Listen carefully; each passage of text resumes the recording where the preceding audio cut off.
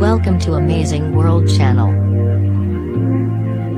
Spot the PM Theresa May, circled, looks a distant figure in the EU. Family photo in Estonia. Credit Reuters. Theresa May has been relegated to the back row in a family photograph of EU leaders, in an image which encapsulates Britain's distant relationship with the EU.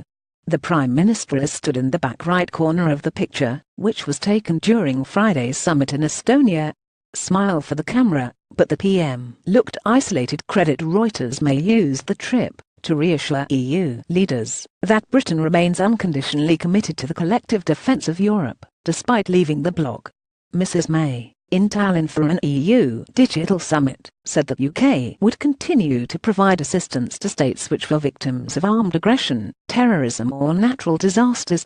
Her comments echo her Florence speech last week, when she held out the prospect of a comprehensive security agreement with the EU in her effort to unlock the stalled Brexit negotiations.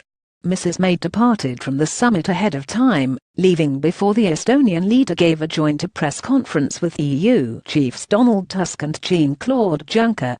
"I need my binoculars." Theresa May waits alone for the start of an EU working session in Estonia. Credit AP. The swift departure suggests fellow EU leaders may have paid little attention to Mrs May, who kept a low profile throughout the summit. A Downing Street source insisted that the summit had been productive, underlining the Prime Minister's brief meeting with German Chancellor Angela Merkel, where he said the mood was good.